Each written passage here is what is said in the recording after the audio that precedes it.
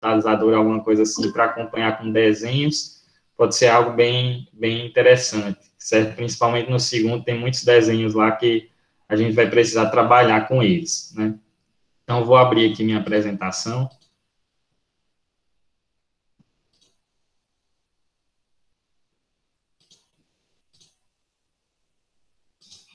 Qualquer coisa, vocês falam no microfone, né? Porque a partir de agora eu vou ficar sem conseguir visualizar. O áudio tá ok aí?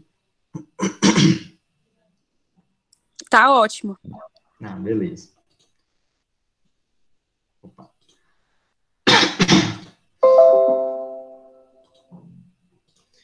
Então, nessa primeira palestra, né, nós iremos falar um pouco da anatomia do trato digestório, aplicada à abordagem clínico-cirúrgica do equino com cólica. Então, aqui eu vou fazer uma breve explanação sobre a anatomia, né, do trato gastrointestinal do equino, como é que funciona, quais são os principais marcadores anatômicos que a gente tem que entender, que a gente tem que conhecer para que se possa trabalhar clinicamente e, sobretudo, para que se possa trabalhar na cirurgia de abdômen agudo.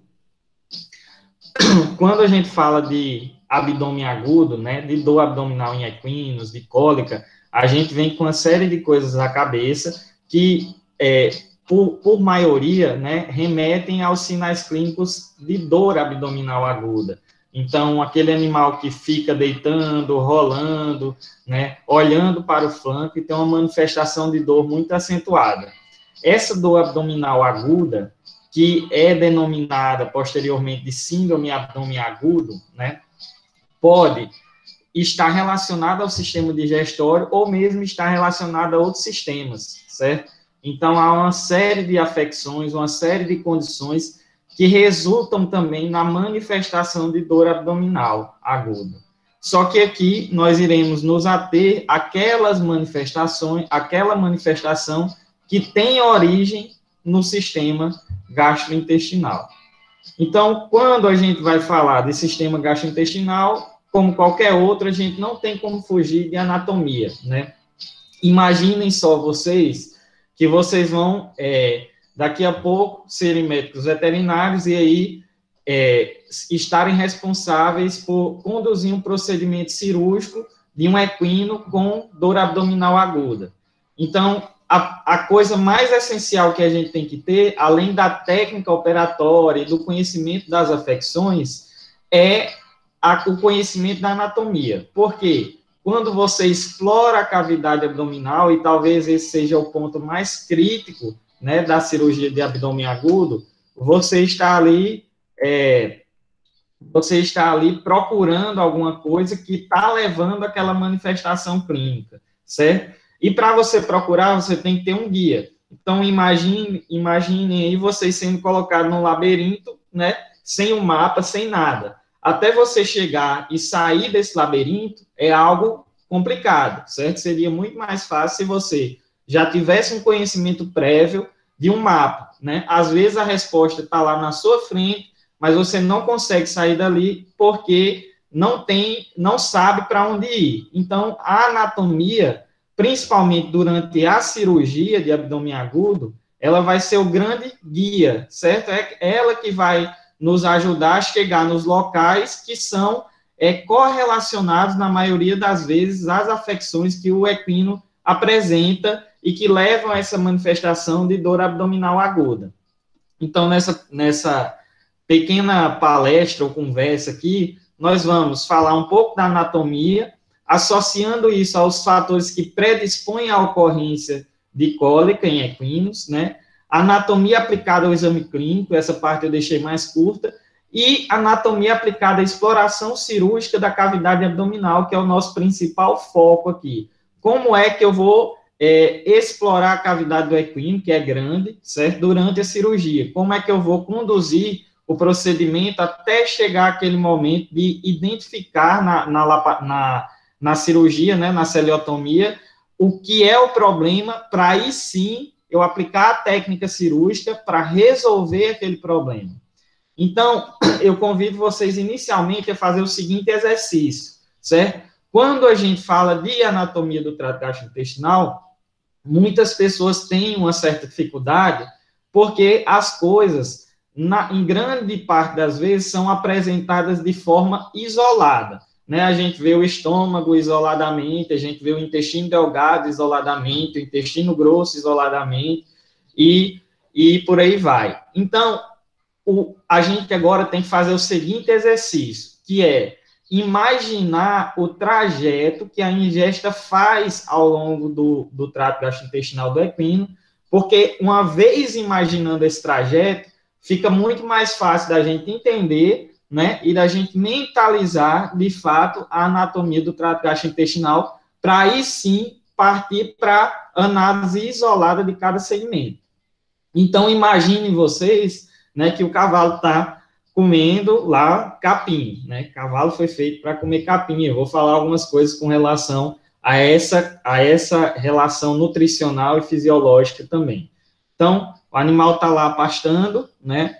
Primeiro ele vai aprender com o alimento, com os dentes incisivos, com a ajuda dos lábios, né? Diferente dos bovinos que utilizam a língua para apreensão, o equino utiliza os dentes incisivos e os lábios, certo? Ele vai mastigar e triturar esse alimento daquela seguinte forma, né, em movimentos laterais, e aí esse alimento vai passar no esôfago e vai chegar lá no estômago. Então, aqui a gente tem o estômago do equino, né? O estômago, ele tem esse formato de J característico, certo? Uma capacidade volumétrica variável de 15 a 18 litros em um equino adulto, e saindo do estômago, né? Essa ingesta, depois a gente vai voltar em cada uma dessas porções, certo? Separadamente, para falar com mais detalhes. Essa ingesta, esse conteúdo aí, já tendo sofrido ação, principalmente do ácido clorídrico, né, no estômago, ele vai passar para o intestino delgado. Então, tem essa primeira curvatura. Lembrem-se que o estômago está lá dorsocranialmente na cavidade abdominal do lado esquerdo, certo? Já em uma região de limite ali com a cavidade torácica, né? E o intestino delgado, em seu segmento inicial, ele se desloca para a direita. Então, esse segmento inicial é o duodeno, né? Então, tem essas duas curvaturas formando um S. Em seguida, a gente tem um segmento de duodeno sustentado aí por um mesentério bem curto do lado direito. Quando chega lá, na entrada da pelve, esse duodeno, ele vai fazer uma passagem para o lado esquerdo, certo? A partir do momento que ele transpassa para o lado esquerdo, né, ele vai se estender um pouquinho só, e depois dessa extensão ele vai dar origem a um novo segmento do intestino delgado, que é um segmento que é caracterizado por um mesentério muito maior, certo? Então, essa parte amarela, né, eu nem perguntei, assim, que período vocês estão e tal, para saber, mas acho que está ficando claro aqui. Essa parte amarela é aquele mesentério que sustenta o intestino, certo? Então, esse segmento posterior do intestino delgado, ele tem um mesentério muito avantajado, né? É o segmento mais longo, que é o jejum. Então, chega a mais de 22, 25 metros em um cavalo adulto. E esse jejum, ele segue aí ao longo de toda a cavidade fazendo espirais, né? Até que, em seu segmento final, o jejum retorna ao lado direito da cavidade abdominal. Então, ao retornar esse lado direito aí, vocês vão ver que vai haver um aumento, né, na espessura da parede. Opa, desculpa. Fiquei no canto errado.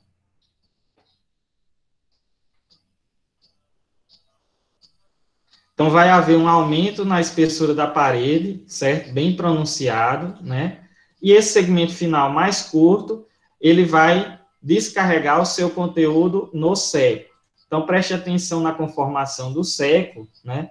O seco é esse órgão aí que se assemelha a uma vírgula, certo? Ele tem regiões características, que daqui a pouco nós iremos demonstrar, né?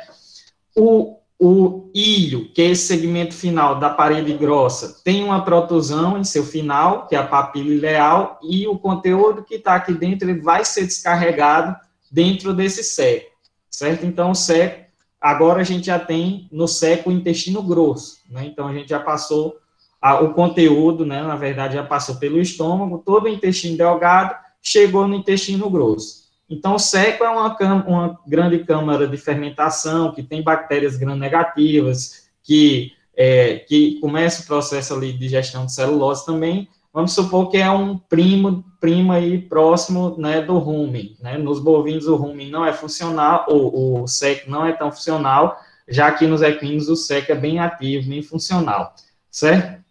Vão prestando atenção na configuração desses órgãos, que daqui a pouco a gente vai mostrar diferenças que ajudam a identificar um ou outro, né? Então, saindo do seco, esse conteúdo vai entrar nos cólons, certo? Aí prestem atenção que é aquela parte que muita gente dá um nozinho na cabeça, mas é bem simples. Saindo do seco, né?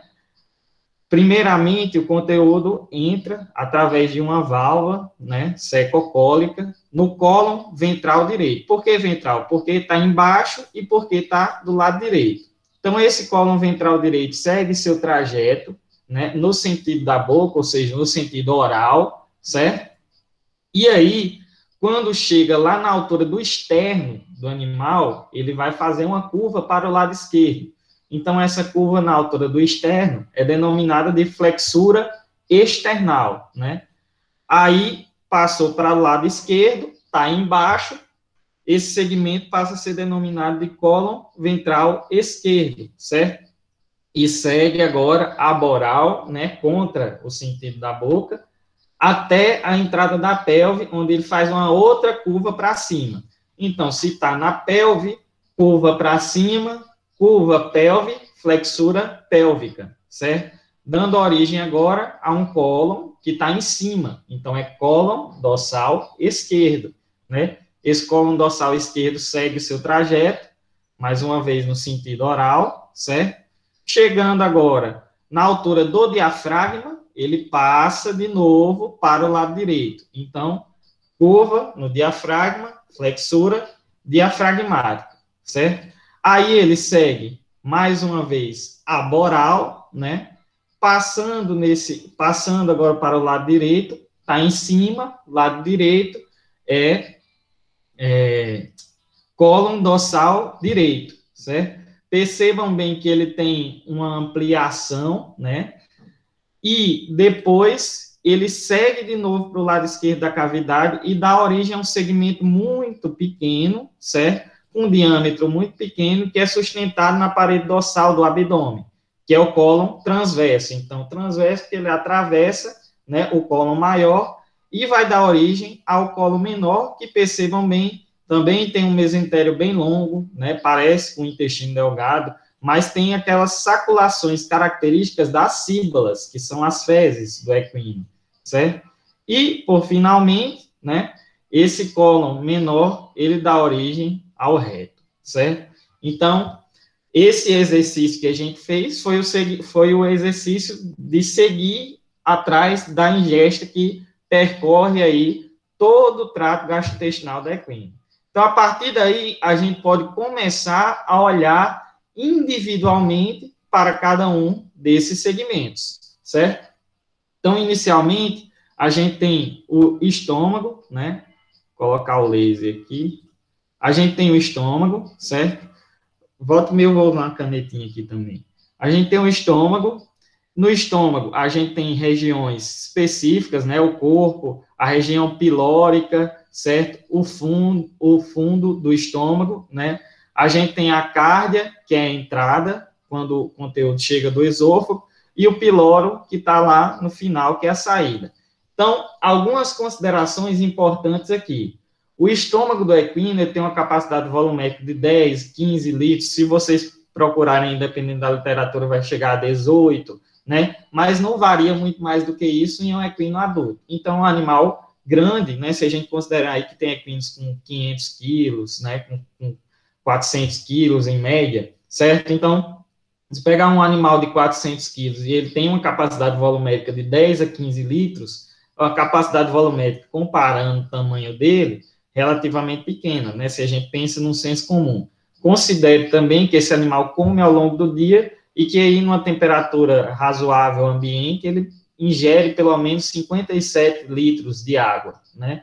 Então, esse estômago pequeno, né? Relativamente pequeno, em formato de J, certo? Muito curvado, um piloro que é muito fibromuscular, né? Associado a uma outra característica que o equino tem, que é um centro nervoso de estimulação do vômito pouco desenvolvido, certo? Faz com que esse animal ele tenha dificuldades de praticar a êmese ou de vomitar, como fazem outros animais. Então, sempre a gente tem que ter cuidado na hora de alimentar um equino, né, com as sobrecargas gástricas. A oferta de uma grande quantidade de alimento de uma única vez, certo? Pode resultar em uma expansão do estômago ou a oferta de uma grande quantidade de alimento com um grande potencial fermentativo pode resultar em uma expansão do estômago, que muitas vezes pode levar à ruptura gástrica, né? E aí seria muito complicado de se tratar um animal desse, porque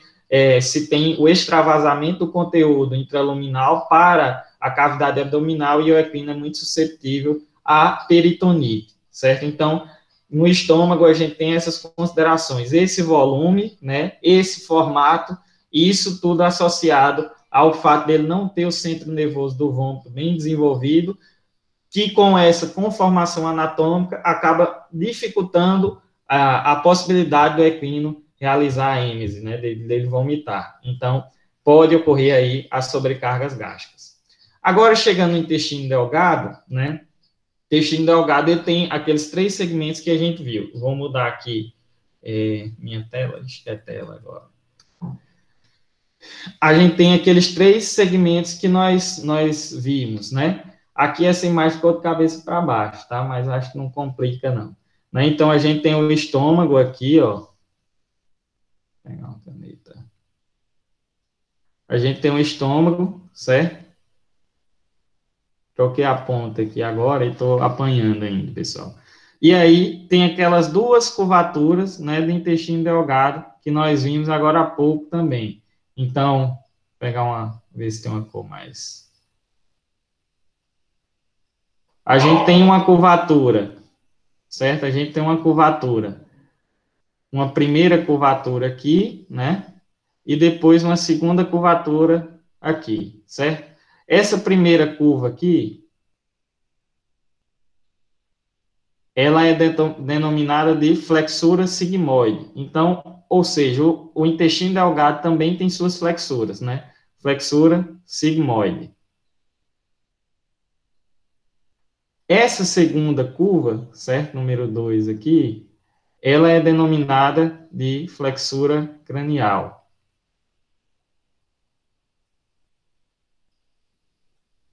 Então, essa porção aqui do intestino delgado, né? Essa porção aqui do intestino delgado, em conjunto, ela é chamada de porção cranial, certo? Então, o intestino delgado também tem uma porção cranial. Depois, se ele passa aqui próximo ao pâncreas, né? O pâncreas, esse outro órgão que está marcado em X aqui, certo? Ele passa próximo ao pâncreas, né? E vai agora seguir o seu trajeto aboralmente, né? E essa região aqui, ela é a região descendente. Então, essa é a região descendente do intestino delgado.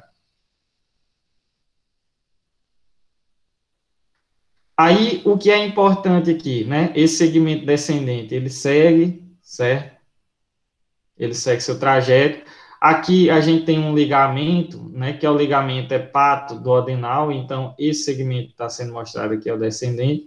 Nesse ligamento hepato-duodenal tem canais biliares, né? Vocês lembram que o equino não tem vesícula, ele libera bile constantemente. Mas aqui tem canais biliares e pancreáticos, certo? Então, é um ligamento que fica aqui próximo ao fígado, né, nessa região, e depois, esse intestino delgado, em sua outra porção, né, ele vai passar agora, lá naquele final, para o lado direito. Então, esse órgão que está aqui embaixo é o seco, certo? Aquele órgão em forma de vírgula, e nessa passagem para o lado direito, ele passa por cima da base do seco, né? Agora eu vou voltar lá na apresentação para vocês verem.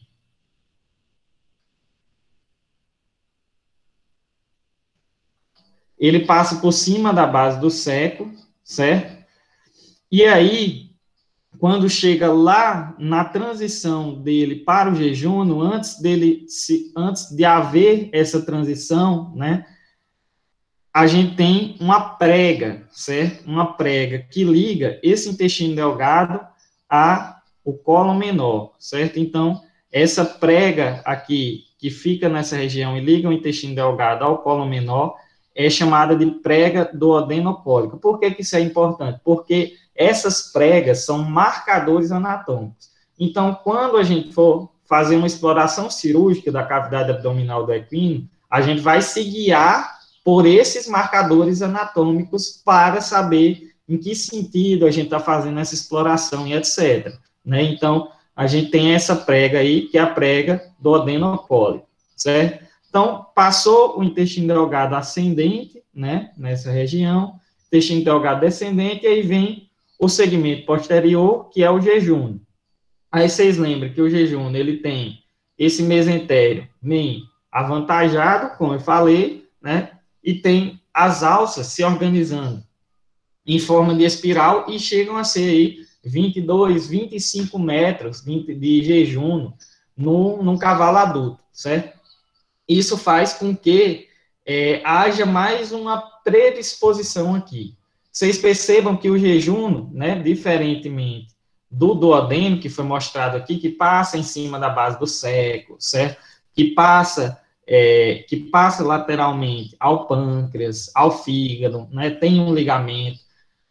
Percebam que o jejum ele fica meio solto ali na cavidade, certo? Então, é muita alça solta, um mesentério muito grande, né? E isso predispõe a torções, certo? Predispõe a entrada dessas alças em locais inadvertidos, né? Em locais em que elas não são convidadas. Então, por exemplo, tem um buraquinho ali, que depois eu vou falar, né? Um forame epiplóico, tem às vezes no próprio mesentério, uma lesão no próprio mesentério, essas alças vão lá e entram, certo?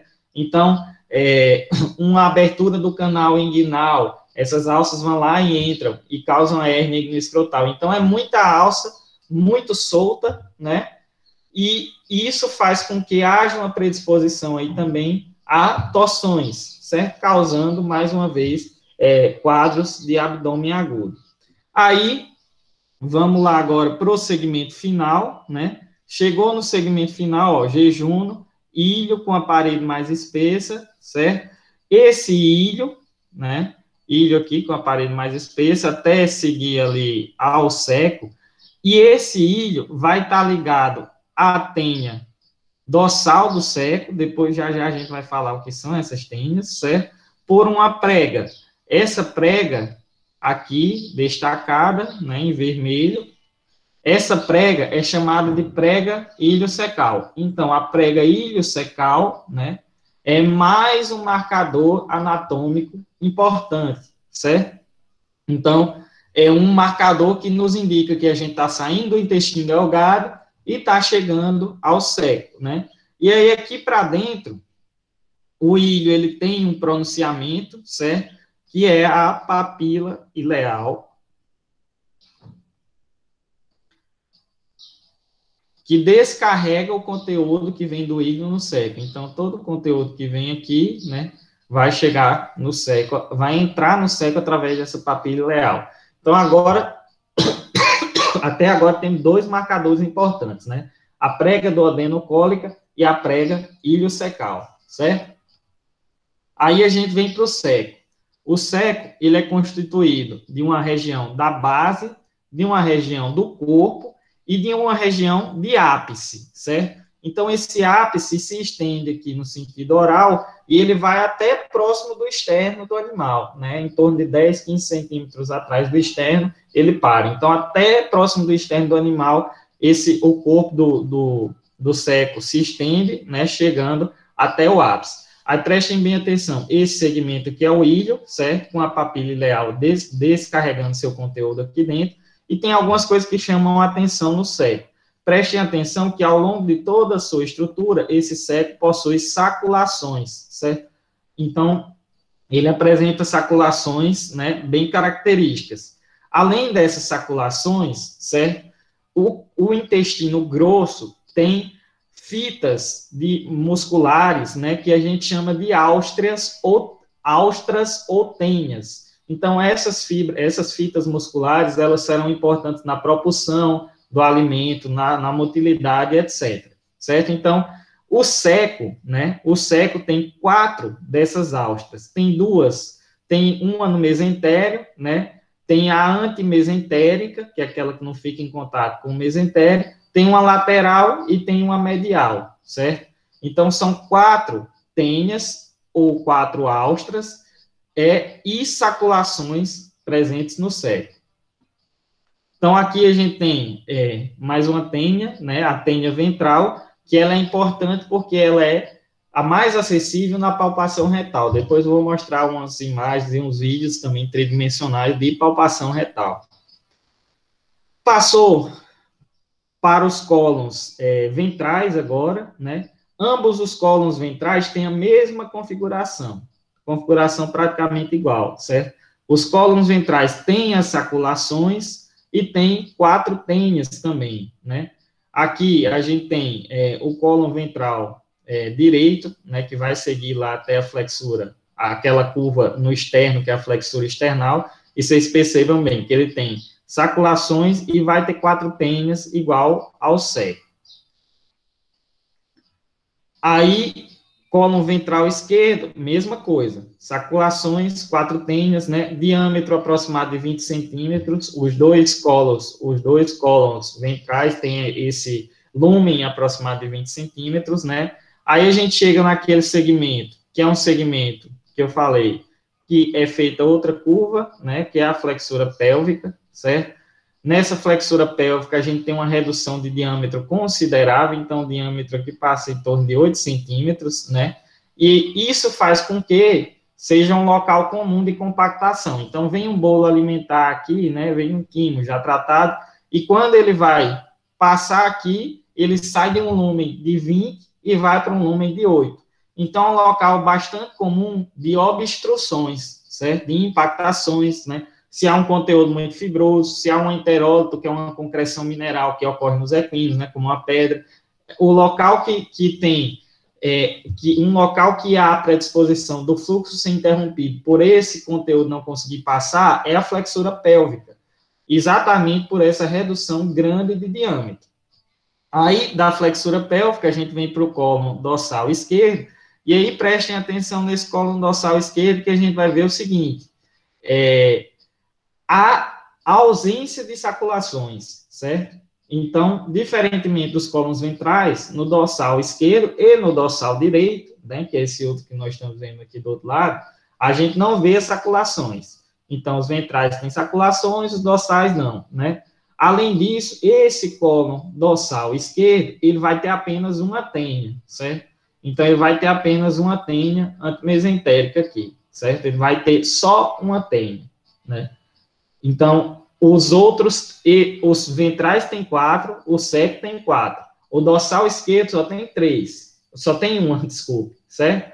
E aí, do outro lado, a gente já vê o dorsal direito, né? O dorsal direito, vocês viram que chega próximo ao final dele, próximo à transição para o cólon transverso, a gente tem um aumento de diâmetro, né? Esse aumento de diâmetro é chamado de ampula coli, certo? É uma região mais espessa, que o diâmetro chega a ser maior, chega até próximo de 40 centímetros. E o cólon dorsal direito, ele vai ter 3 tênias, certo? Também não irá apresentar saculações. Então, a partir da flexura diafragmática, né, que é o que está aqui, segue-se o trajeto, tem a região de protusão, a ampula coli, e esse cólon dorsal direito tem apenas 3 tênias, certo? Então, vamos fazer uma breve revisão aqui, né? Aqui, então, a gente terá, para auxiliar a identificação dos segmentos de intestino grosso, né? Que os cólons ventrais têm saculações, cólon dorsais, não, certo? Cólon ventral direito tem 4 tênias, né? Cólon ventral esquerdo também tem 4 tênias. Cólon dorsal esquerdo tem apenas uma tênia. E cólon dorsal direito tem 3 tênias. O seco, nós vimos, tem 4 tênias. E aí o cólon menor, que eu acabei não colocando aí. Ah, coloquei aqui, ó. O cólon, depois dessa região, né? Então, a gente viu aí, cólon ventral direito, 4 tênias, ventral esquerdo, 4 tênias, dorsal esquerdo, 1, dorsal direito, 3, seco, 4. Depois do cólon dorsal direito ao cólon transverso, que é aquela região, né, de transição, aí prestem atenção mais uma coisa. No cólon transverso, há mais uma vez uma redução de diâmetro. Então, lá no final do cólon dorsal direito, existe a ampula Colli, aquele aumento de lumen, né? Aí, chega no cólon transverso, mais uma vez, a gente tem um diâmetro aproximado aí de 8 centímetros, certo? Então, é mais uma vez um local comum de ocorrer obstruções. Aqui ainda tem uma problemática maior, né? Que esse segmento, ele é aderido pelo mesentério à parede dorsal.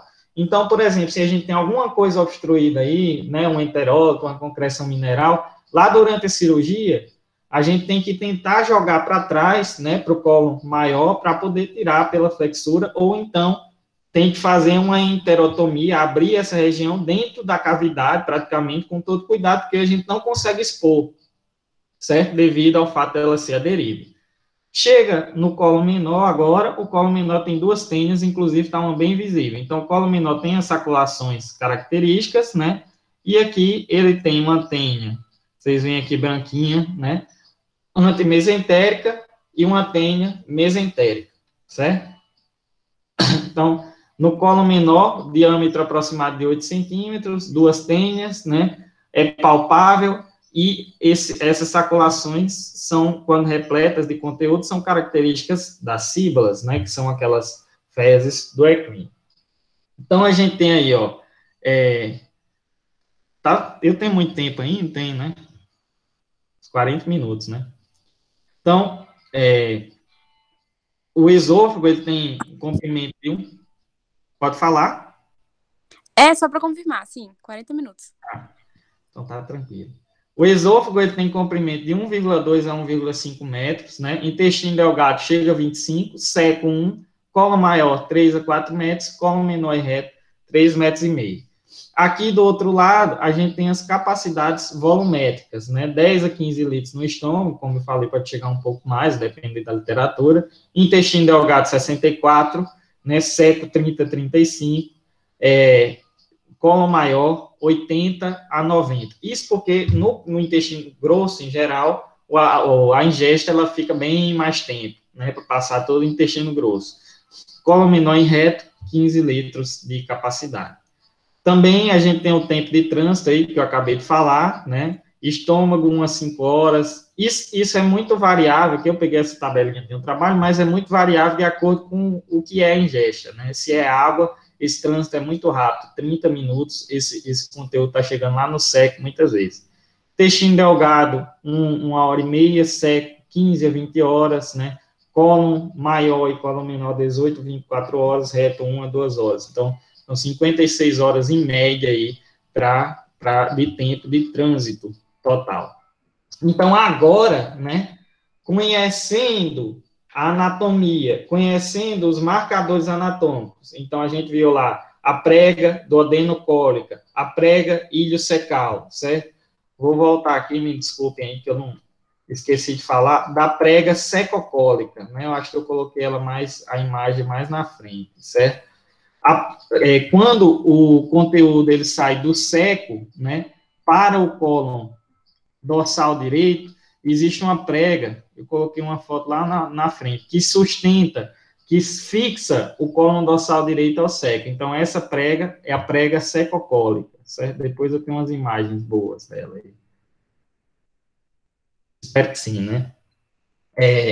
Então, conhecendo a anatomia, certo? Agora, eu coloco vocês de novo no labirinto, mas é como se a gente tivesse um Waze, né? Um Google Maps, né? Porque aí a gente sabe por onde se guiar. Opa, cheguei aqui na prega iliocecal, né? Então, isso está na transição do intestino delgado para o seco. Se eu for para frente, eu vou encontrar ilho e jejum. Se eu for para trás, eu vou encontrar o seco. Cheguei lá na tênia lateral do seco, certo? Aí eu vou seguindo ela, né? Vou achar a prega secocólica. Então, se eu for para frente agora, eu vou no cólon dorsal direito, certo? Fizer a curva, eu vou para o lado esquerdo e vou para o cólon ventral esquerdo, né? Então, agora, conhecendo a anatomia, certo? A gente é como se tivesse um guia, né? Fica tudo muito mais fácil. Nessa questão de anatomia e relação com a predisposição à síndrome abdômen agudo, eu chamo a atenção para os seguintes fatores. Primeiro é aquele estômago, né? Relativamente pequeno, mas principalmente a ausência de facilidade de praticar o vômito, uma vez que não há estimulação, que o centro nervoso é pouco desenvolvido e que a gente tem aquela configuração anatômica que foi mostrada. Segundo é que o intestino delgado, principalmente, né, o jejum, são muitos metros de alças livres na cavidade com um mesentério muito grande. Além disso, se a gente pegar o intestino grosso, tirando a parte do final e do começo, né, tirando aquelas flexuras lá, diafragmática e external, e a parte do final, ele também fica um pouco solto dentro da cavidade, certo? E outro aspecto é que a gente tem constantes mudanças de diâmetro, né? A ingesta saindo de um lume de 20, entrando no lume de 8, saindo de um lume de 40, entrando no lume de 8. Então, esses fatores por si só, eles fazem com que haja predisposição à síndrome abdômen agudo na equina, certo? São fatores inerentes ao cavalo. Isso aqui não é fruto da ação do homem, né? Não é fruto de nada, é fruto da natureza do cavalo. Então, Deus fez assim, né? Ele evoluiu assim, certo? Então, ele evoluiu, se tornou isso, e assim ele tem essas condições. Aí, não bastasse isso, né, vem a gente e insere as nossas práticas de manejo, que acabam, por vezes, aumentando ainda mais essa predisposição. Então, se a gente compara, né, o equino mantido a pasto e o equino mantido em baia, aqui a gente tem uma condição muito mais próxima à natureza dele, certo, do que aqui. Qual é a natureza do cavalo? É comer o dia todo, praticamente são 12 a 18 horas pastando em vida livre, né? Andar bastante, praticamente 5 ou 6 quilômetros em um dia em vida livre, certo? E fracionar bastante o alimento. Então, quando a gente coloca nesse manejo, né, em baias, por vezes a gente faz exatamente o contrário, dá uma quantidade muito grande de alimento em um período muito curto de tempo, deixa o animal sem exercício por muito tempo, certo? E, além disso, modifica o tipo de alimento, né? Esse animal, naturalmente, ele foi feito para comer fibra, certo? De uma determinada natureza, de gramíneas, né? Aí, aqui, a gente muitas vezes fornece um concentrado, certo? Que faz com que ele mastigue menos tempo, né? Produza menos saliva, altere o pH do seu trato gastrointestinal, e isso acaba, esse menos tempo mastigando acaba muitas vezes predispondo tanto a síndrome abdominal, né, agudo, síndrome abdômen agudo, como a outras coisas. O bicho está sem exercer aquela atividade normal dele, né, que é passar o dia mastigando. Ele vai encontrar outras ferramentas para passar o tempo, certo? Então, na maioria das vezes é aprender coisa errada, né? Tomar ar na porta da baia, certo? Desenvolver aí estereotipias. Então, existe até estudos, né? A epidemiologia da cólica é algo muito variável, mas existem estudos que mostram que a pasto, né, até em 60% dos casos, os animais que têm algum desconforto abdominal, eles têm a resolução desse desconforto abdominal sem necessitar de nenhuma intervenção. E quando há necessidade de intervenção, na maioria das vezes essa intervenção é apenas clínica. Já os animais mantidos em baia, né, além de haver maior necessidade de intervenção médico-veterinária, essa intervenção torna-se em uma porcentagem maior cirúrgica, certo? Então, Então, esse fator aqui é relacionado ao tipo de manejo, né, que a gente oferece ao animal. Isso acaba interferindo aí na forma com que o animal interage com o alimento e com que esse alimento interage com o seu trato gastrointestinal. Isso gera diversas consequências, né? Vou tomar uma aguinha aqui.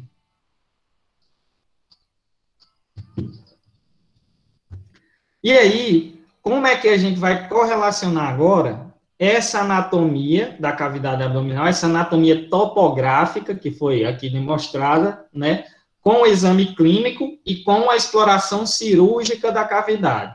Primeiramente, né, com o exame clínico, antes de falar do exame clínico em si, da correlação com essa anatomia, eu trouxe a frase aqui de Hipócrates, né, que é um dos pais da medicina, considerado, né, no mundo grego, e que ele fala que é mais importante saber que tipo de paciente tem uma doença do que tipo de doença tem o paciente. Então, muitas vezes, a gente tem uma preocupação muito grande em estudar a doença. Ah, eu quero entender o que é uma torção de cólon, óvulo, encarceramento nefroesplênico, encarceramento no foramento hipóico, intussuscepção, certo? Você tem preocupação de estudar a doença. Mas o entendimento da doença, ele é uma consequência do nosso entendimento do paciente. E quando eu falo do entendimento do paciente, eu falo do conhecimento, sobretudo, de anatomia e de fisiologia, certo? Principalmente quando a gente volta-se para a cirurgia, sem anatomia cirúrgica, a gente não faz nada, né? Se você conhece o paciente, tudo torna-se mais fácil. Então, a gente tem que, para chegar ao diagnóstico da doença, há necessidade antes de se fazer um exame clínico. E para se fazer o exame clínico, a gente precisa conhecer o animal, certo? Tanto quanto animal, quanto espécie, né? Em suas particularidades anatômicas e fisiológicas, quanto paciente, certo? Ter um histórico completo, uma anamnese bem feita, né? Para ter as informações daquele indivíduo em si. Quando a gente trabalha com medicina equina, a gente tem situações em que nós iremos trabalhar uma medicina preventiva para todo um grupo, e aí a gente tem que ter o conhecimento da anatomia e fisiologia da espécie para saber como implementar práticas de manejo que visem prevenir essas condições, né?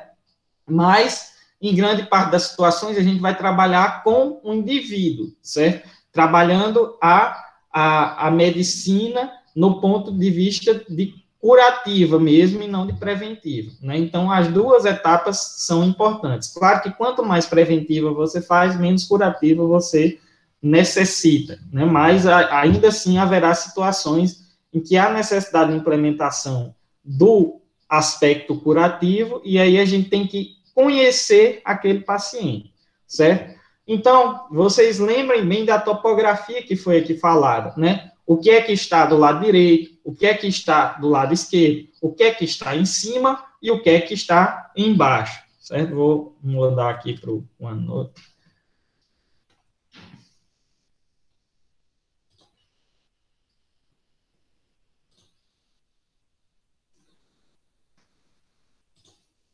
Então, vamos começar aqui do lado direito, certo? Então, esse lado aqui é o lado direito.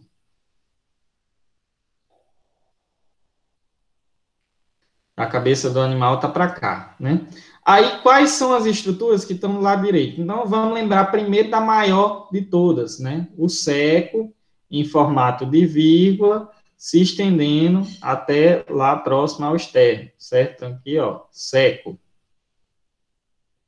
Então, no exame clínico de um animal com síndrome abdômen agudo, né, a gente tem que entender a condição desse animal como um todo, certo? Então, nós temos que avaliar tudo, né? Frequência cardíaca, frequência respiratória, condição das mucosas, hidratação, TPC, porque a síndrome acaba mexendo com esse animal como um todo, certo? Só que nessa abordagem aqui especificamente, eu vou falar da auscultação do trato gastrointestinal, porque a anatomia topográfica torna-se aqui, mais uma vez, importante, né? Então, vou apagar aqui, a gente tem o seco aí, onde estava marcado, né? Então, do lado direito, o que a gente vai escutar? Vai auscultar.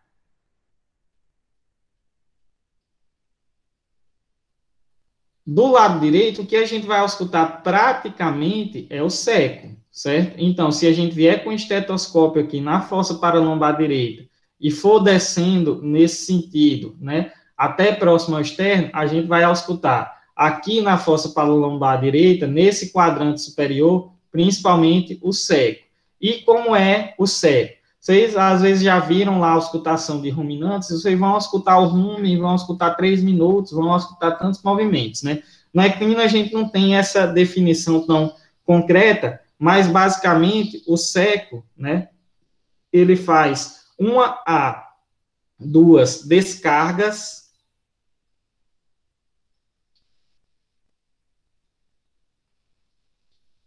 por minuto, certo? Só que a gente não se apega tanto a essa contagem, não, né? Como é essa descarga? Ampula papila ileal, então o conteúdo vai sair do íleo, certo? Vai cair numa válvula dentro do seco, e do seco ele vai cair em outra válvula no colo ventral direito. Então, a gente vai auscultar aí, né, 1 minuto, e vai auscultar pelo menos uma descarga desse conteúdo chegando lá, aquele som de descarga mesmo, né?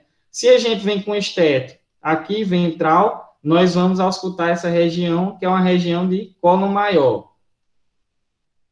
Cólon maior que compreende aqui, né, o cólon ventral direito mais o cólon dorsal direito. Então, nessa região, nós vamos auscultar cólon ventral e cólon dorsal. Então, aqui, a gente tem muitos movimentos de borborigmo e mistura de ingesta, né? Não dá muito bem no cavalo para separar os borborigmos de maneira muito clara, que são do intestino delgado e que são do cólon. Só que desse lado aqui, topograficamente, o órgão que vai se sobressair é o cólon, né?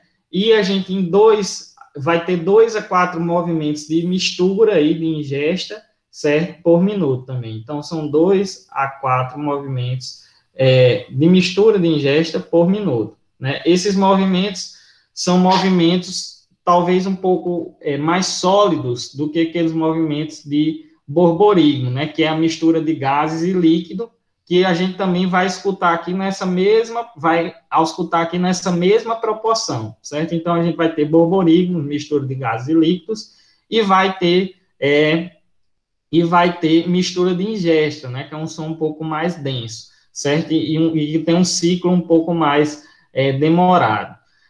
Outra coisa importante aqui é que muitas vezes o animal, ele está em atonia, né? Ele não tem movimento, não tem som, você não escuta nada. E aí você coloca ele para andar ali e começa a escutar um som no seco. Som de pingue, aquele som metálico, quando a gente escuta, não quer dizer que aqui motilidade foi restabelecida, mas sim que tem gás, né? Que esse gás está sendo misturado ali com líquido. Agora eu vou voltar aqui rapidinho. Agora vamos para o lado esquerdo, certo? No lado esquerdo, né? Quem é que vai estar aqui? Então, o intestino delgado, ele vai estar meio solto aqui, né? Caudalmente é ele o cólon menor, certo? Então, ID, intestino delgado e cólon menor. Aí a gente vai ter, lembrem-se que tem aquele cólon maior aqui, né? O cólon ventral esquerdo, o cólon dorsal esquerdo, e aquela flexura que é feita aqui é a flexura pélvica, né? Então, se a gente vem com a auscultação nesse sentido, a gente vai auscultar sons aqui em cima de borborigmo, oriundos do intestino delgado, né, do cólon menor, e nesse sentido aqui, a gente vai auscultar a mistura da ingesta no cólon maior, na região da flexura pélvica, né, e o cólon maior como um todo, né, cólon ventral esquerdo e cólon dorsal esquerdo, certo? Então, a gente conhecendo a anatomia topográfica, a gente já sabe o que esperar aí na auscultação.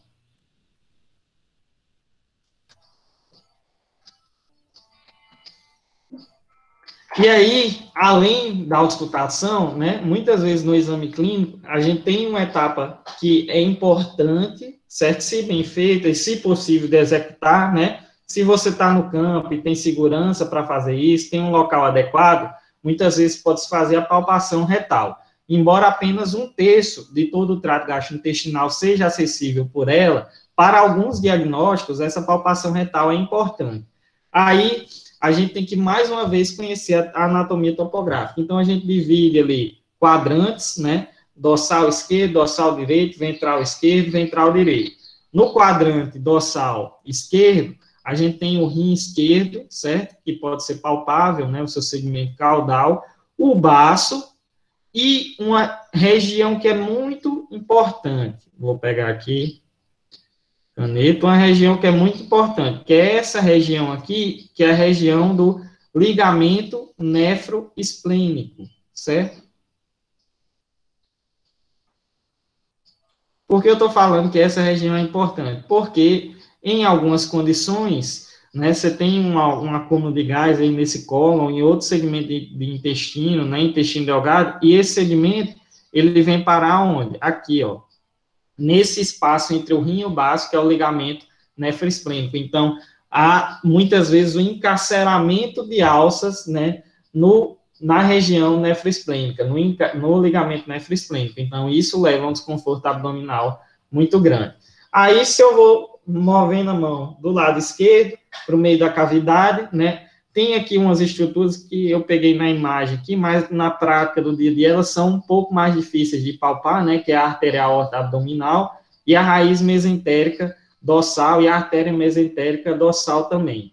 Isso aí é um pouco mais difícil de palpar, você teria que ter mais experiência, um braço muito fino, muito comprido, né, mas aí, em alguns casos, a artéria que fica na raiz mesentérica dorsal, né, a artéria mesentérica dorsal, ela pode ter um pulso mais forte devido a tromboembolismo pela presença de estrôngulos vulgares, certo? Que é a cólica verminótica, ou cólica por aneurisma verminótica. Então, mas não são estruturas assim que no dia a dia são muito fáceis de palpar, né?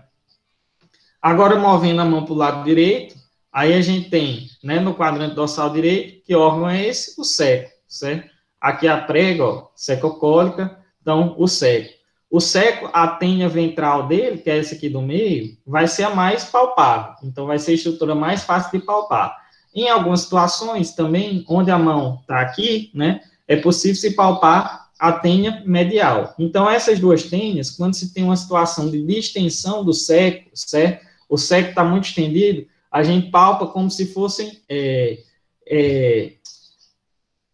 aquele negocinho da flecha lá, que eu esqueci, meu Deus, o nome. A cordinha de um arco, né? Como se fosse a corda de um arco ali para o meio da cavidade. Então, é uma estrutura bem parecida com aquilo que você sente bastante tensão, certo? Quando há distensão. Mas a tênia ventral, em todas as situações, né? Se tudo estiver no lugar, ela vai ser bem palpável.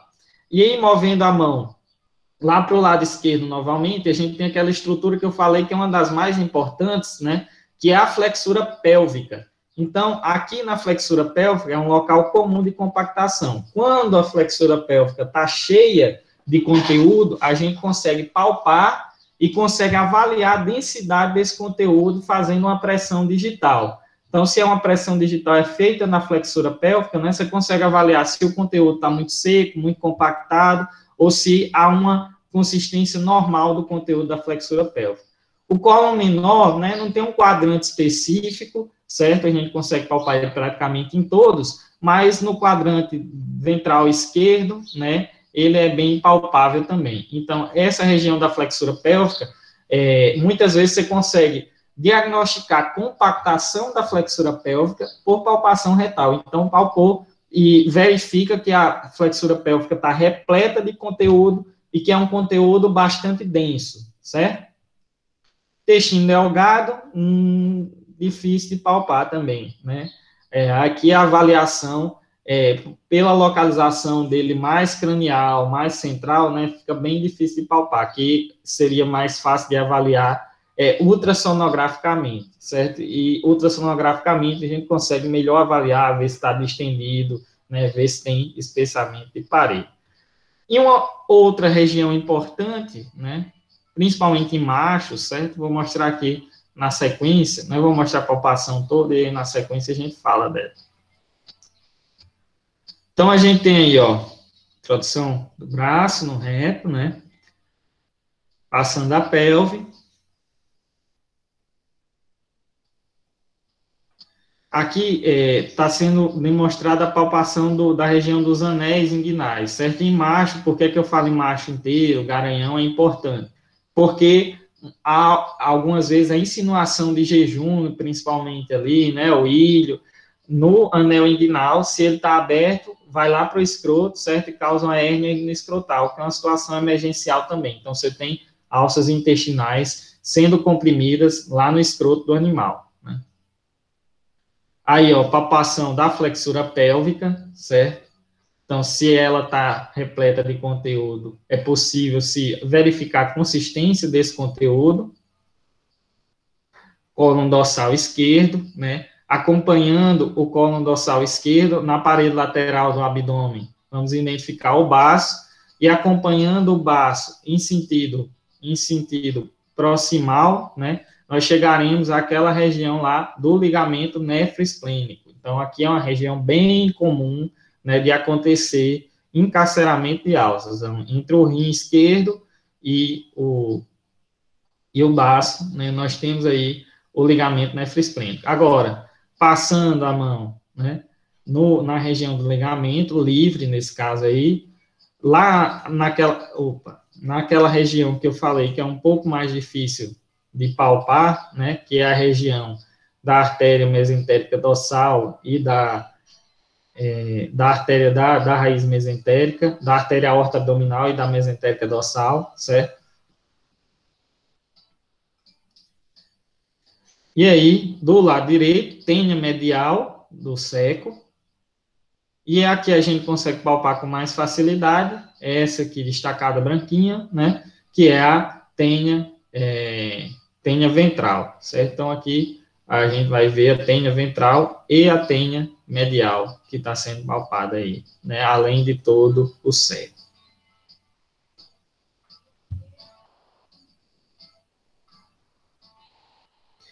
Então, né, não é muito o objetivo falar do exame clínico, da terapêutica, mas sim da anatomia, como ela se aplica dentro disso. Quando a gente está de frente a um quadro de abdômen agudo, com o conhecimento do exame clínico, principalmente, com as informações providas pelos exames complementares também, a gente vai decidir se o paciente é clínico ou cirúrgico, né?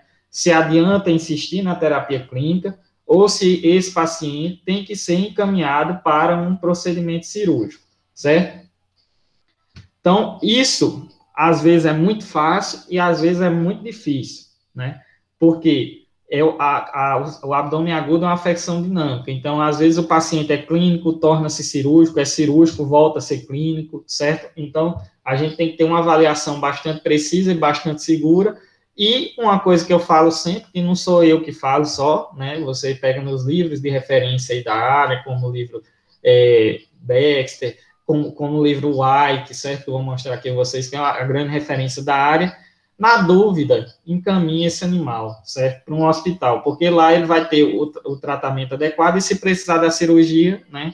Ele vai ter o suporte adequado. Então, é mais grave você deixar de encaminhar um animal que precisa da cirurgia do que você encaminhar um animal que não precisa, certo? Até porque ele pode depois vir a precisar. Então, geralmente, né, durante o atendimento clínico, quando a gente tem condições como cólica com mais de 6 horas, não responsiva a AINES, você, como eu falei aqui, não vou explorar muito a terapêutica, né, mas você começa a fazer uma analgesia no animal com a dipirona, por exemplo, tem um potencial analgésico mais baixo, e depois você parte para um AINE, né, como flunixin, um inflamatório não esteroidal, que não é seletivo para ciclooxigenases, né? Então, ele inibe ciclooxigenase 1, ciclooxigenase 2, ele tem um potencial analgésico maior, mas mesmo assim o animal ainda persiste em sentir dor, certo? Você já fez ali, já sondou o animal, já esvaziou o estômago, já forneceu fluidoterapia, já repôs alguns eletrólitos, e nada da motilidade intestinal se restabelecer, né? E a distensão abdominal é persistente, por exemplo, o seco inflou, você fez lá uma tiflocentese, tirou o ar do seco, inflou novamente, certo? Não tem por que ficar segurando esse animal onde tiver, né? Encaminha para uma estrutura hospitalar. Aqui, só nível de curiosidade, como eu falei, não é abordagem clínica, tem essa tabelinha, né? Depois vejo passar o material para vocês aí, do professor Geraldo Heleno, que leva em consideração uma série de itens que podem ser avaliados no exame clínico, né? Dá uma pontuação a esses itens, certo? E aí, dentro dessa pontuação, ele decide se encaminha um animal ou não. Então, por exemplo, aqui, para o clínico, a pontuação foi 9, para o cirúrgico, 13,5. Então, é hora de encaminhar esse animal.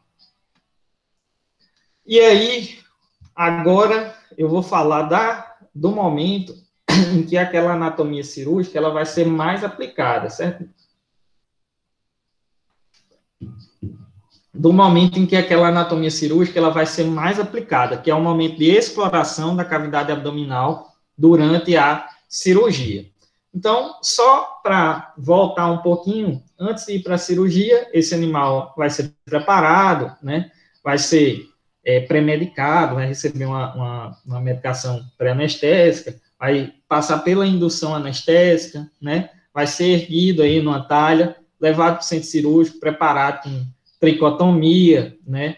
Antisepsia, certo? Antisepsia, né, do centro para as bordas, então vai seguir aquele mesmo protocolo de antisepsia de outras espécies, né, com clorexidina ou iodegermanta, depender aí do trato que é estabelecido pela equipe cirúrgica, vai ter todo um acompanhamento de uma equipe anestésica também, enfermeiros, volantes, e aí, após essa antisepsia, né, vem a antisepsia final do cirurgião. O animal vai ser preparado com panos de campo, então a gente tem panos de campo específicos para isso, né, que são panos de campo de uma qualidade melhor, menos abrasivo, né, um material que não é permeável e ele é menos abrasivo, como TNT, SMS, certo, é um tipo de pano de campo que causa menos abrasão nas alças intestinais que serão expostas, né, pois aqui a gente vai expor o cólon, por exemplo. São colocados todos esses panos de campo, né, que é essa imagem lá do hospital da UFES, onde eu fiz residência, então lá a gente não tinha um pano de campo, né, desse mais adequado, não, era pano de campo normais mesmo. E aí vai ser feito o acesso cirúrgico, né, existem 3 acessos cirúrgicos básicos para a cavidade abdominal, que são pelo flanco, pela linha média, que é o mais utilizado, que é o que a gente vai mostrar aqui, e inguinal. O acesso pelo flanco, ele é utilizado em situações muito específicas, né? Quando se tem diagnóstico de afecção de colo menor, certo? Quando se tem um enteródito, por exemplo, no colo menor, ou no colo maior mesmo, a gente já tem o diagnóstico e não tem condições de levar o animal para cirurgia convencional com acesso na linha média, que é o que nos permite explorar mais a cavidade, né? Esse acesso, ele acaba sendo justificável quando o animal não dá para eutanasiar, mas você não tem mais o que fazer ali, né? Já alguns trabalhos aí bem recentes de realização desse tipo de acesso a nível de campo, certo? Porém, é uma realização a nível de campo, mas não com aquela cara do campo, né? É uma coisa que exige muito preparo, certo? Muito instrumental, né? Muita adequação do local, certo? Mas existe aí a possibilidade desse acesso hoje a nível de campo. Vocês têm alguns artigos recentes com relação a isso, mas claro que isso exige todo um planejamento, certo? Não dá para se acessar a cavidade equina de qualquer jeito, né? Pois o desafio que ele aceita é pouco e o risco de peritonite é grande. O acesso inguinal é um acesso que é mais utilizado em caso de encarceramento escrotal. Então, às vezes, para retirar um segmento dessa região, você faz esse acesso e muitas vezes precisa complementar com acesso na linha média ventral. É feita uma incisão de 8 a 10 centímetros na região inguinal e a gente aqui tem que ter cuidado com uma veia bem calibrosa, né, que é a veia podenda externa. E o acesso convencional, do qual a gente parte para falar aqui da exploração da cavidade abdominal, é o acesso na linha alba, certo? Na linha média ventral. Então, essa imagem que é de um cão é igualzinho, né? Tem o músculo, os músculos oblíquos do abdômen, interno e externo, certo? Tem o reto do abdômen, e entre os dois retos, né, a gente tem a aponeurose formada pelos oblíquos e transversos, que é a linha alba, certo? Então, a incisão vai ser feita em cima da linha alba, né? Então, é feita uma incisão aí que varia em tamanho de 20 a 25 centímetros, partindo aqui desde a cicatriz umbilical até próximo à região chifoide, né, a região do estéreo. Essa incisão, ela pode ser maior ou menor. Geralmente, a incisão menor, ela tem como vantagem o seguinte, mais velocidade, né, para a síntese da parede abdominal, porém, em algumas situações, se as alças estão muito estendidas, estão muito cheias, né, você vai ter dificuldade de expor essas alças, e isso vai causar mais trauma e edema nas alças intestinais.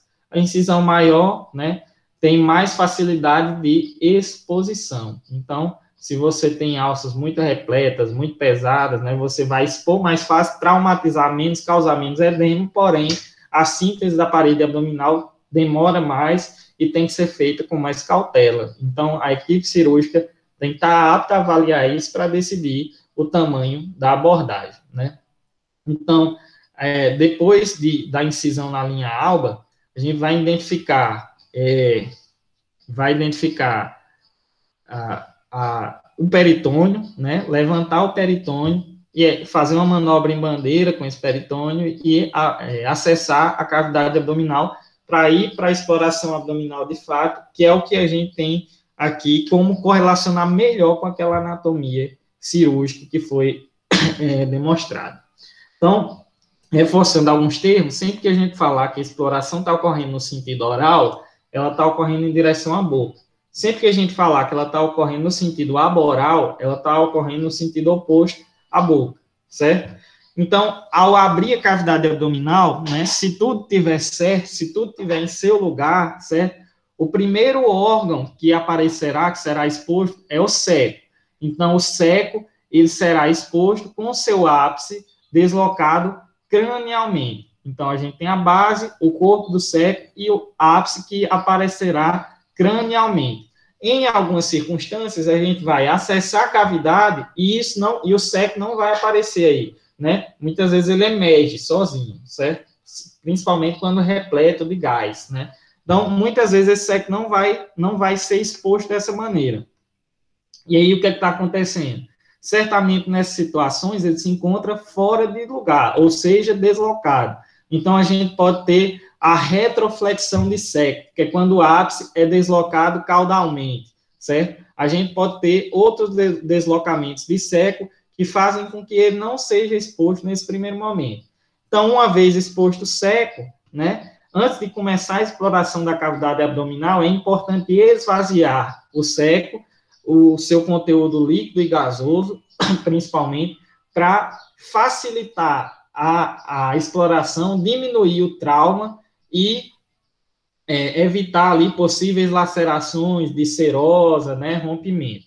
Então, para esse esvaziamento, a gente usa uma agulha 14 ou 16G ligada a um aspirador cirúrgico, um sugador cirúrgico, né? Essa manobra aqui é bastante importante, ó, ao invés de furar, de penetrar o seco em 90 graus, né? Se penetra inicialmente na serosa, estende essa agulha por 2 a 3 centímetros, abrangente serosa e muscular, e só depois angula ela em 90 graus, né? Ela entra inicialmente em 45 graus, e só depois ela é angulada em 90 graus para penetrar a mucosa e o lúmen do seco.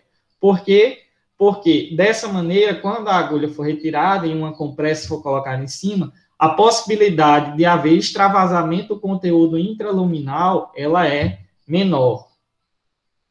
Então, aqui a gente tem o início da exploração da cavidade abdominal, né, onde o seco é deslocado caudalmente e com a mão sobre a tênia ventral do seco, a gente vai seguir o seu trajeto até chegar à prega iliocecal.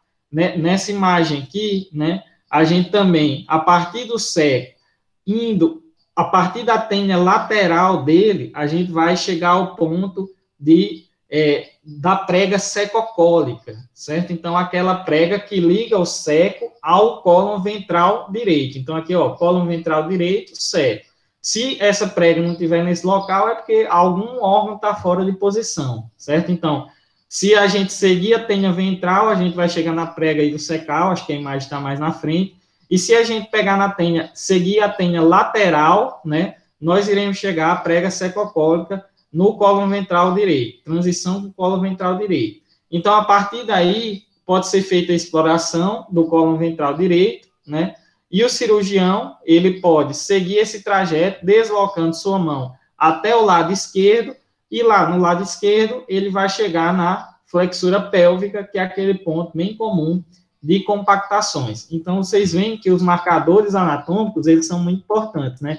Para a gente sair do seco, que é o órgão que é exposto com mais facilidade, no primeiro momento, e chegar no cólon ventral esquerdo, a gente depende de achar inicialmente, identificar inicialmente, né, a prega secocólica, a união com o cólon ventral direito, para aí você fazer a sua exploração de um lado ao outro.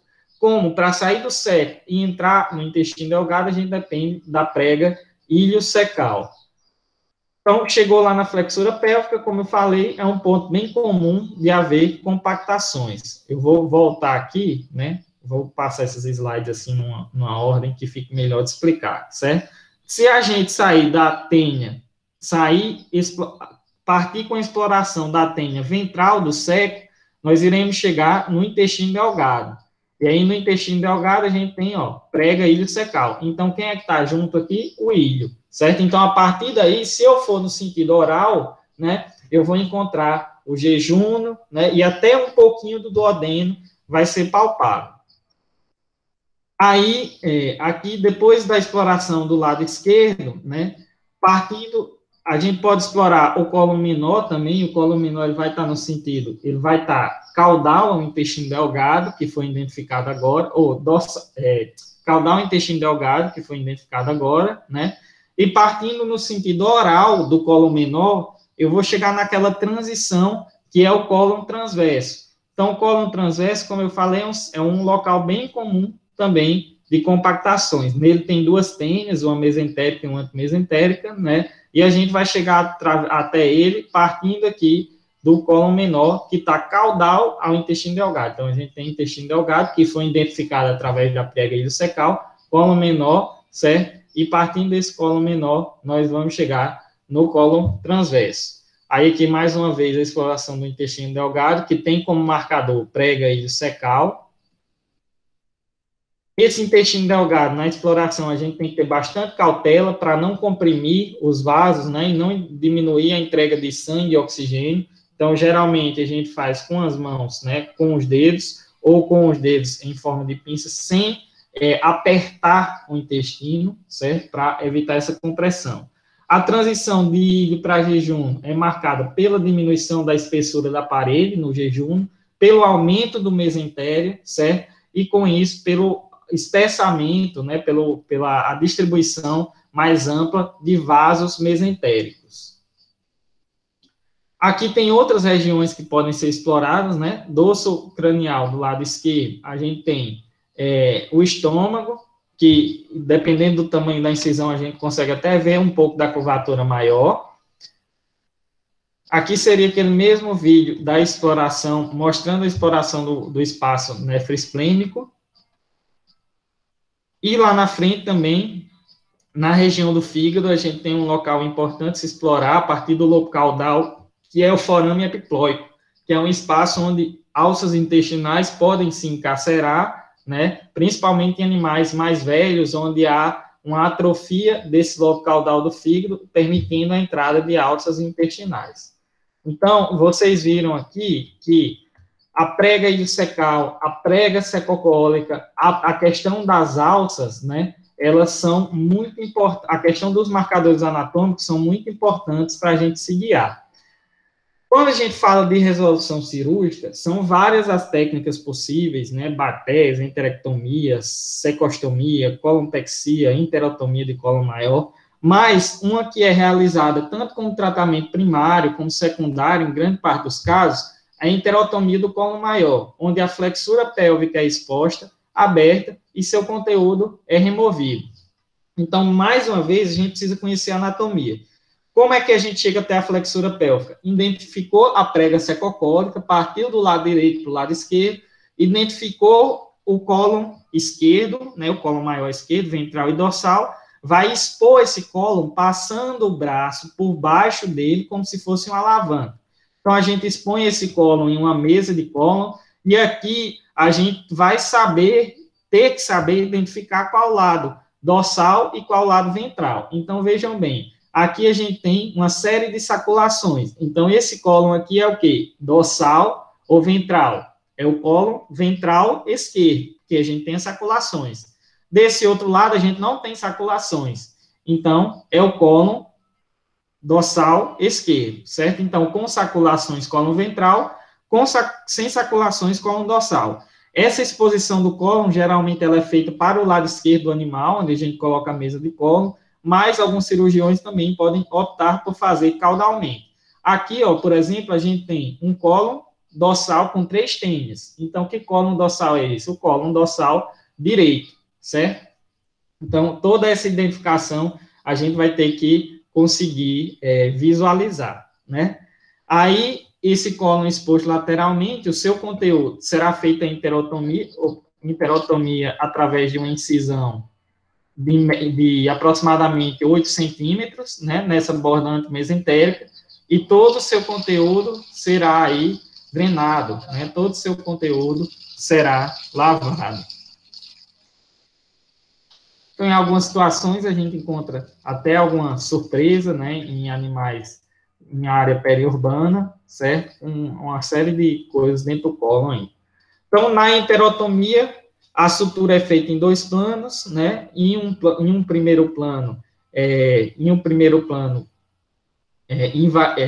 uma sutura simples, contínua, e um segundo plano, uma sutura invaginante com fio absorvível 2,0, e aqui geralmente fio monofilamentar devido à possibilidade de contaminação, né?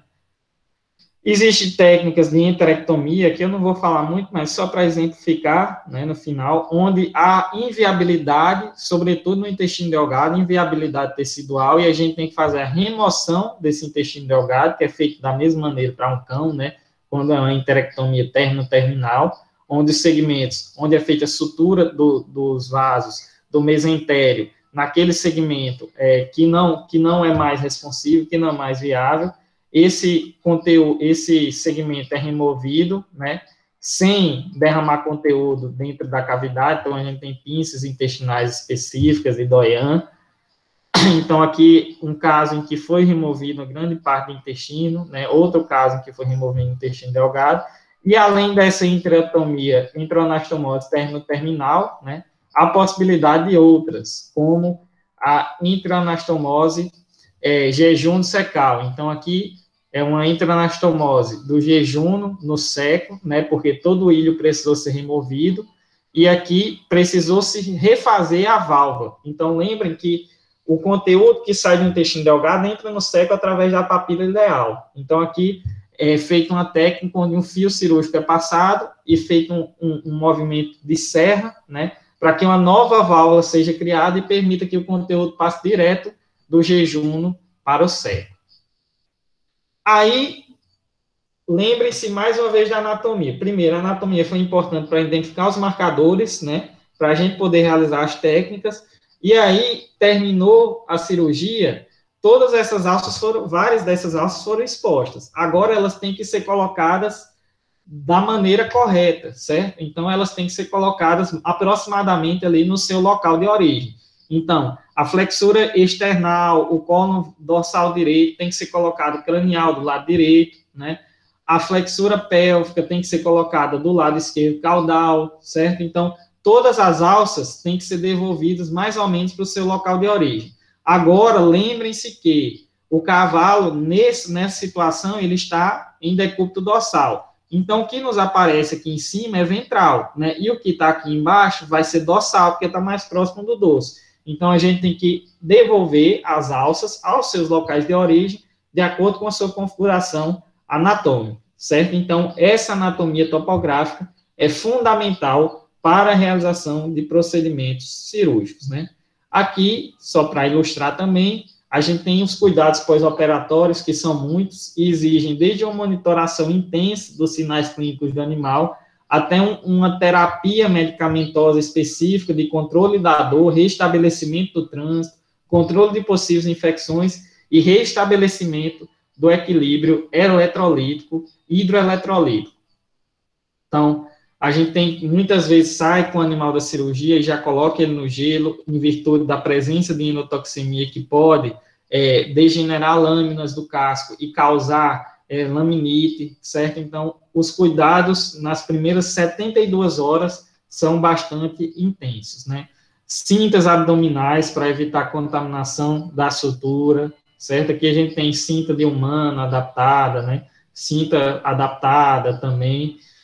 E, por fim, o que é que eu queria passar para vocês nessa palestra? Se a gente não conhecer anatomia, principalmente tratando-se de abordagem cirúrgica equino com abdômen agudo, a gente não faz nada, né? Se você tiver fraco em técnica operatória, mas conhecer anatomia, você consegue até fazer alguma coisa. A probabilidade de dar errado é grande, porque tem que haver o consórcio das duas coisas, certo?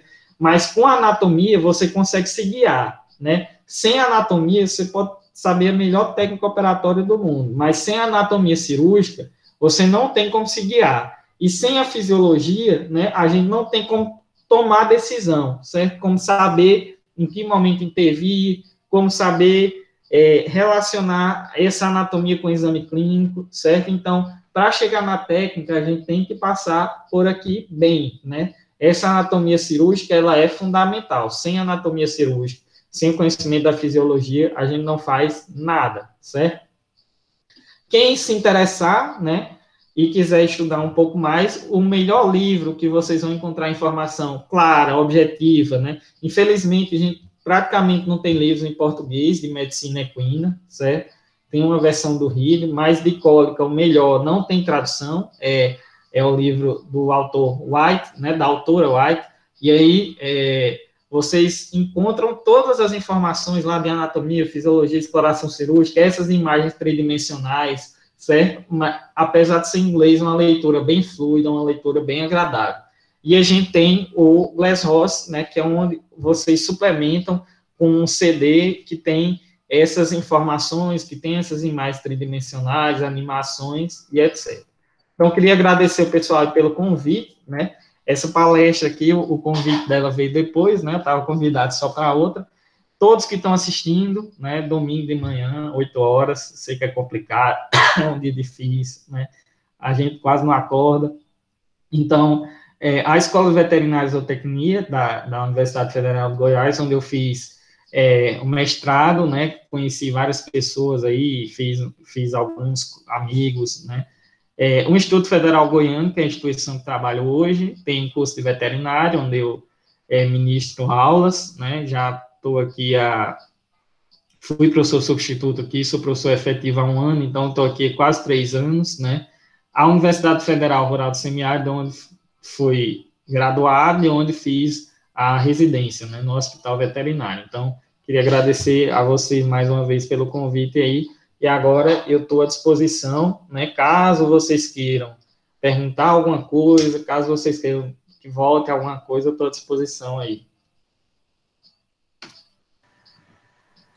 Professor, a gente quer te agradecer bastante pela palestra, foi excelente, muito didática, todo mundo gostou, eu acho. E, por enquanto, tinha uma pergunta da Lara, que queria saber qual seria a literatura recomendada. Então, mas acredito que foi respondido aqui no final. Eu acabei mostrando aí no final, essa parte de anatomia e fisiologia, né, basicamente esse material aí, o White, né, e o Glasshouse. O Glasshouse, ele é bom porque ele é um aplicativo. Então, no aplicativo, você consegue ver também, dentro do Glasshouse, como é que acontece nas doenças, certo? Então, se, por exemplo, você quer ver como é que ocorre um deslocamento de seco, né? Como é que ocorre um deslocamento de cólon, ele mostra tudo isso lá. Posso até tentar, deixa eu ver se eu consigo abrir ele aqui. não tá instalado ainda, mas lá no Glasshouse você consegue bastante material e tem alguns vídeos do Glasshouse no YouTube também. Tem mais alguma dúvida?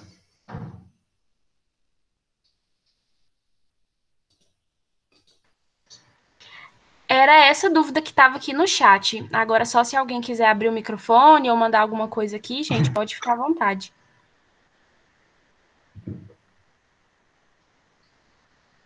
Se não tiverem mais dúvidas, a gente pode encerrar agora e retornamos às 10 horas.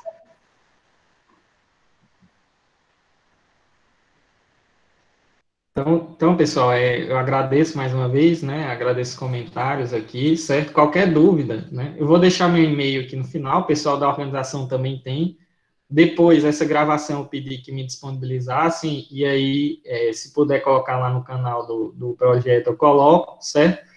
E essa outra palestra, né? Eu recomendo, se vocês tiverem uma coleção aí, um lápis de cor, certo? Alguma coisa assim, vocês deixem aí do lado, porque eu acho que vai ajudar, né? Eu também já passei os slides, mas eu não sei se as meninas conseguiram disponibilizar. Aí eu vou procurar um link aqui que eu postei naquele slide share, e aí eu coloco no começo da palestra para vocês baixarem, beleza?